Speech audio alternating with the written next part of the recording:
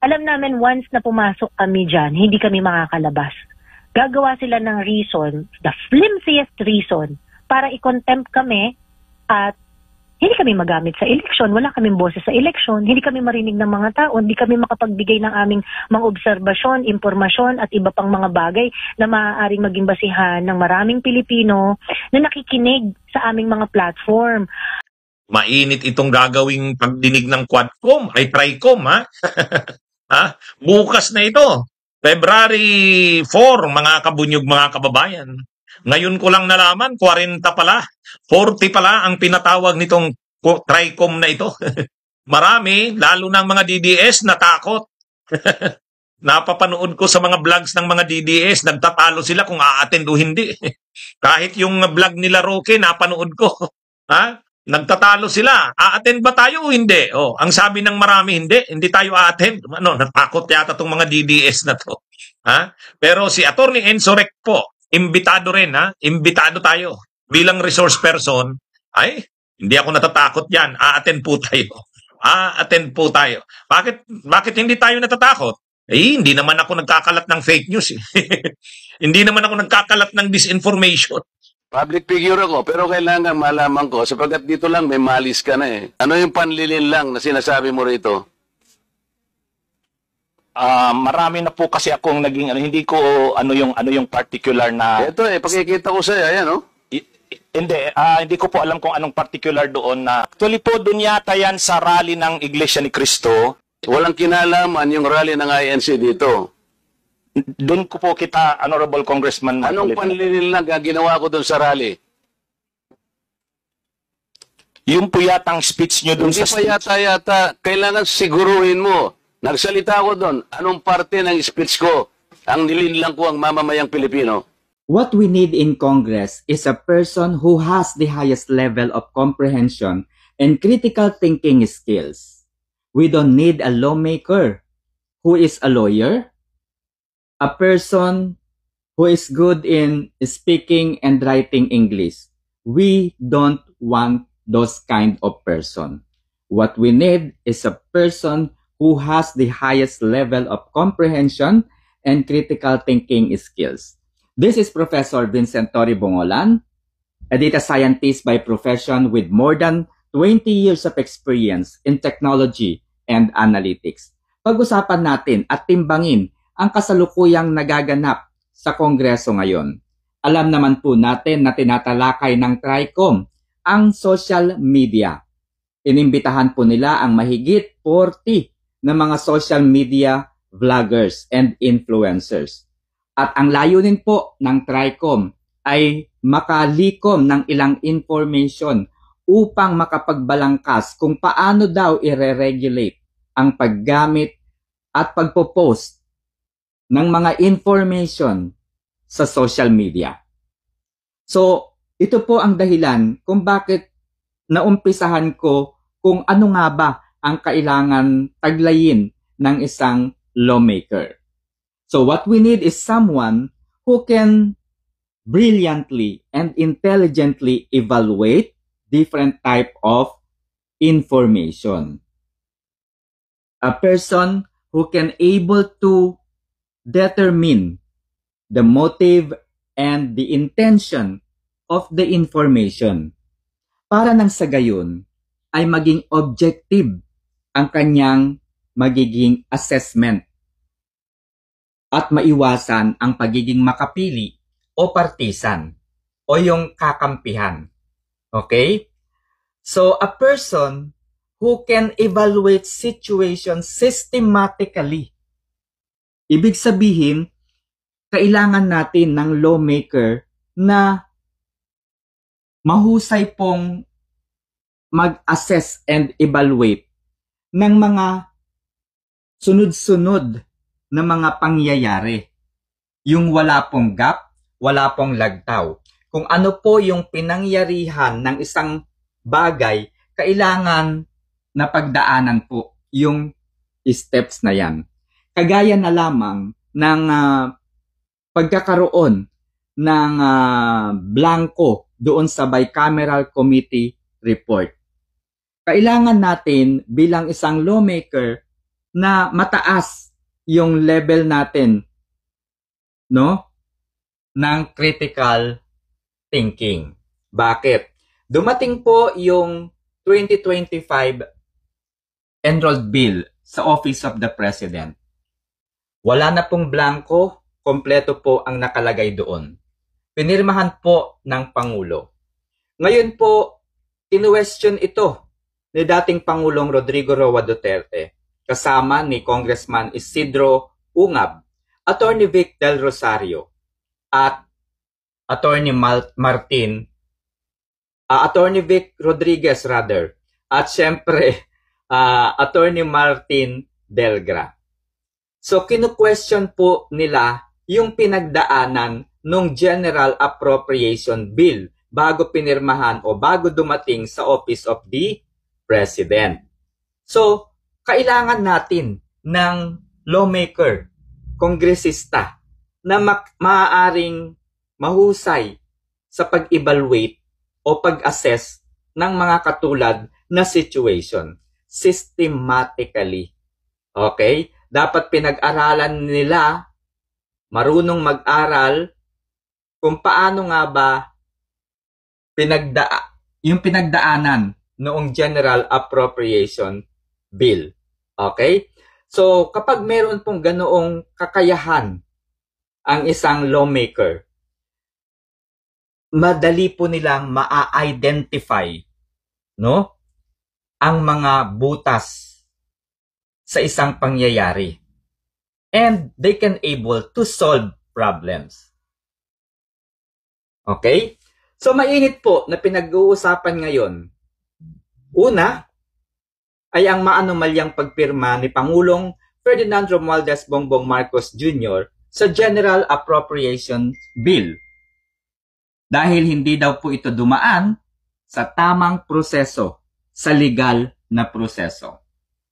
Kung ang mga kongresista ay sinasabing walang pagkakamali doon sa naging proseso, ibig sabihin, kulang po sila sa pagkakaroon ng critical thinking skills. Okay? So, dahil dyan, naaalala ko yung unang humarap si dating Pangulong Ferdinand Romualdez Bongbong Marcos, si dating Pangulong Rodrigo Roa Duterte. Yan, nalilito tuloy ako no? Si Pangulong Rodrigo Roa Duterte sa Kongreso. Tinanong siya ng isang congresswoman na isang abogada. Ipinaliwanag po ni Attorney Jervil Jinky Beatrix Luistro. Nagmayabang pa nga di ba?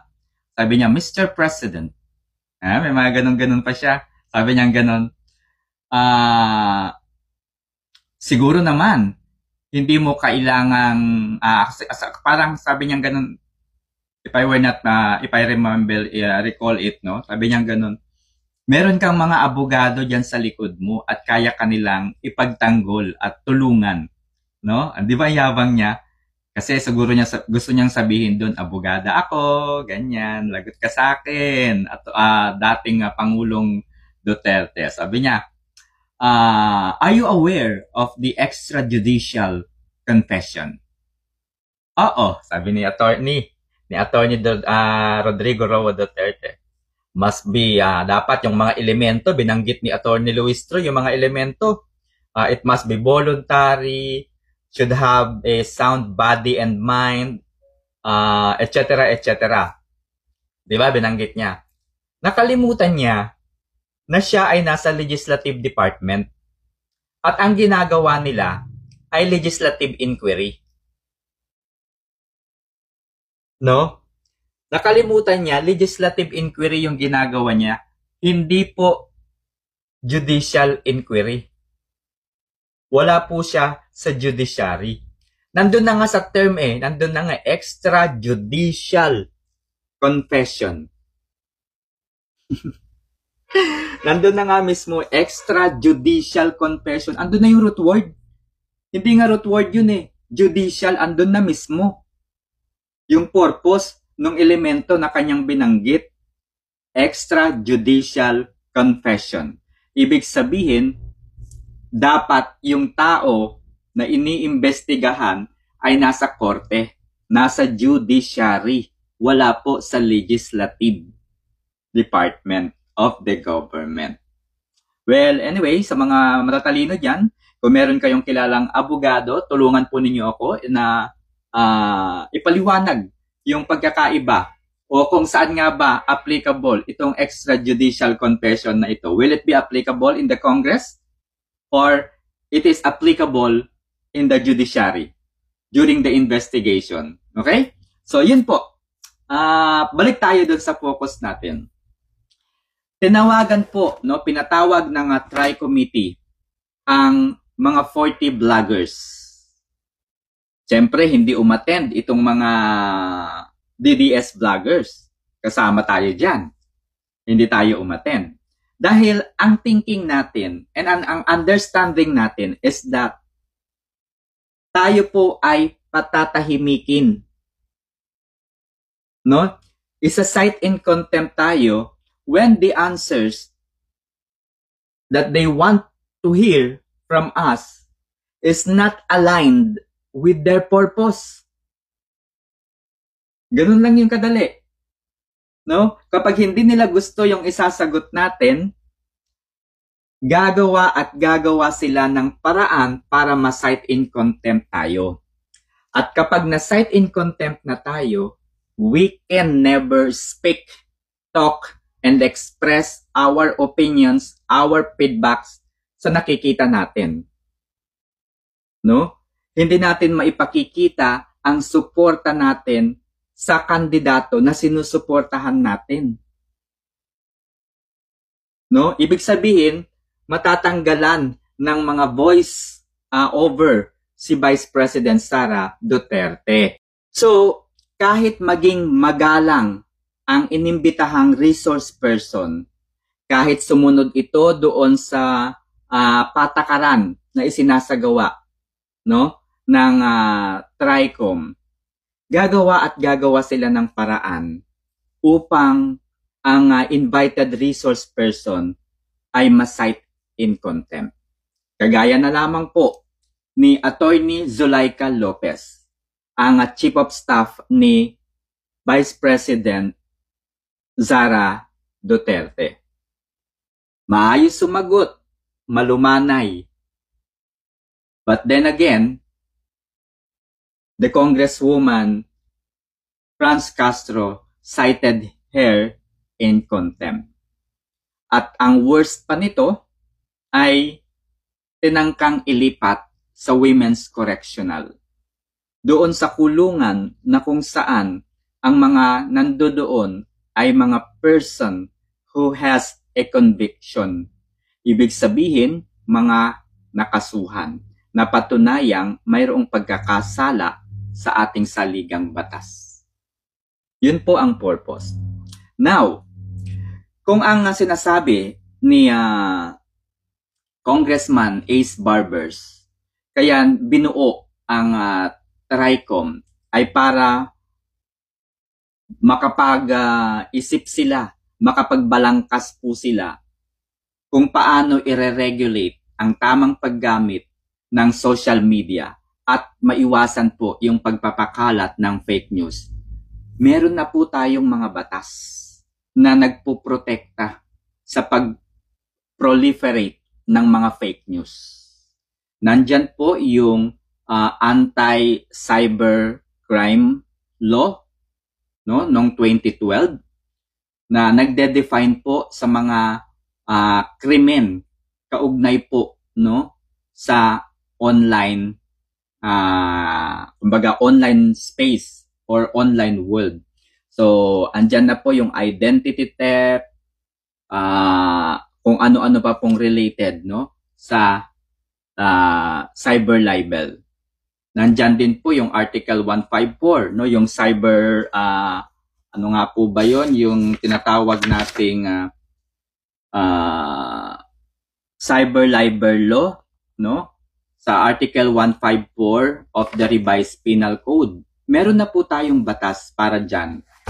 Okay? So, tinalakay po ni attorney. Si attorney na naman nanggigigil talaga ako dito Kaya tulungan niyo ako mga kaibigan. Ito, tinalakay po ni attorney Jinky Beatrix Luistro. Kailan daw ba nangyayari yung warrantless arrest? Ibig sabihin, ito daw po yung pag-aresto sa isang taong kasalukuyang gumagawa ng isang krimen. No? Hindi na raw kinakailangan na magkaroon pa o hintayin pa ang warrant of arrest. If a person was caught in flagrante delicto, pwede po silang arestuhin kahit wala pang warrant of arrest. Kahit po private citizen ay pwede pong gawin yun. Kung nakikita niya yung isang tao na kasalukuyang gumagawa ng krimen in flagrante delicto. Yung inimbitahan namang DOJ sa NBI, maka-oo naman, wagas. Hindi rin, Diyos ko po.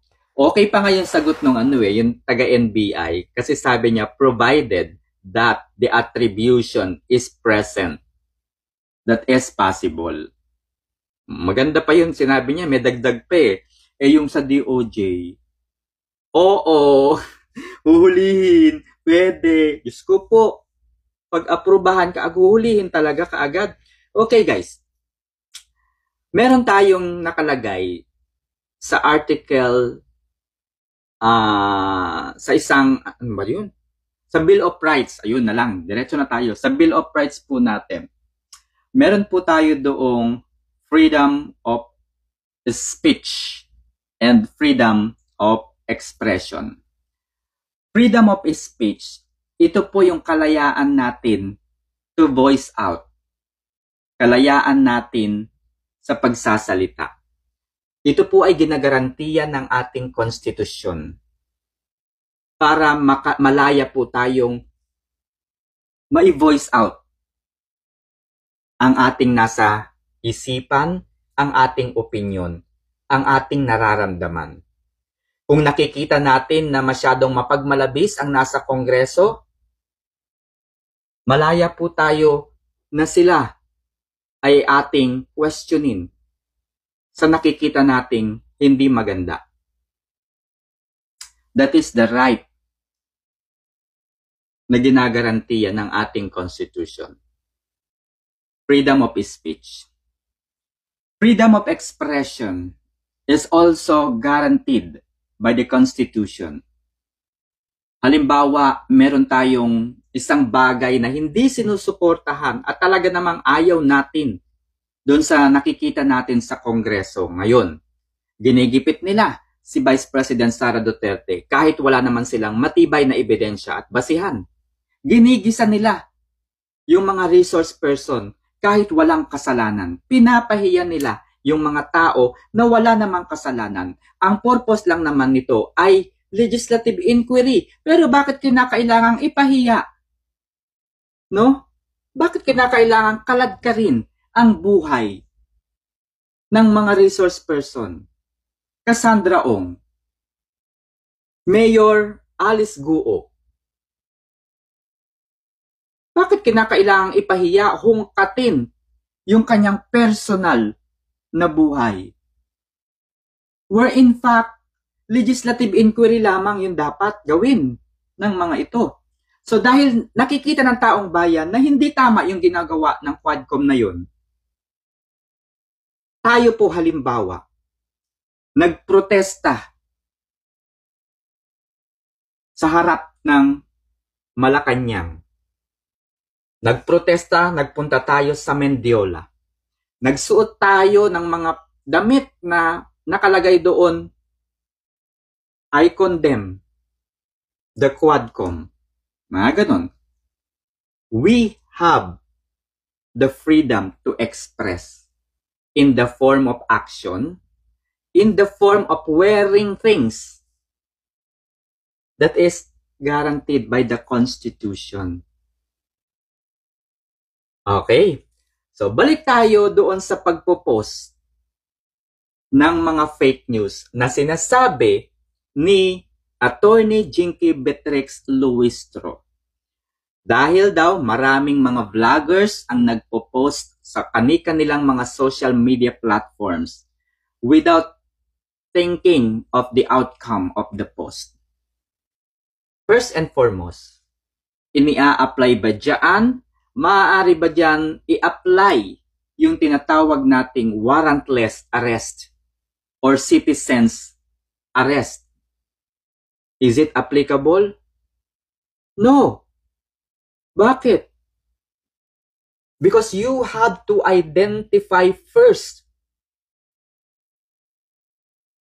kung yung ipopost niya ay fake nga ba o katotohanan. You have to prove it first na yung ipopost niya ay katotohanan or a fake news. Second, it must be caught in the act. It must be caught in the act. Ibig sabihin na nakita mo, naaktuhan mo.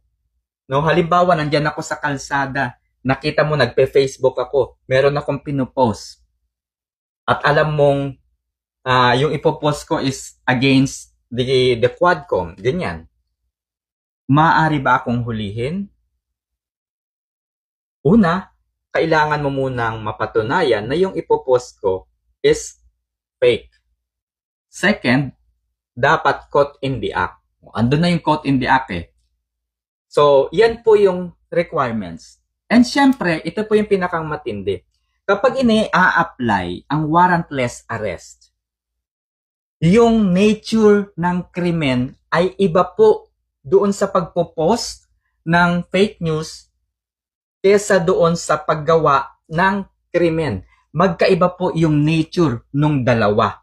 So, para sa akin, magkaiba po yung nature ng krimen. No? Kapag ang pinag-uusapan natin ay yung tinatawag nating pagkakasala, no? Magkaiba po yung actual o personal na krimen na readily available in public. Ibig sabihin, yung ini-a-apply lamang po yung warrantless arrest doon sa mga nakikita nating caught in the act o masasabi nating caught in the act of committing a crime. Okay? Malinaw po yun. Ini-a-apply lamang po ang warrantless arrest doon sa mga bagay, sa mga sitwasyon na nakikita natin o maiko-consider nating caught in the act. Caught in the act. Bakit? Upang maiwasan po na mapahamak yung tao. Dahil yung kriminal ay mahuhuli na. Kumbaga yung biktima ay maiiwasang mapahamak. Kaya hindi na po kinakailangan pa kaagad na maghintay muna ng warrant of arrest. So for example, another example, nasa Quiapo ka. Ikaw ay isang private citizen. Nakita mo na mayroong isang napakayamang tao na bumaba sa kanyang sasakyan. Pagkababa ay may nakita kang tao din na nakabonet at lumapit doon sa taong mayaman.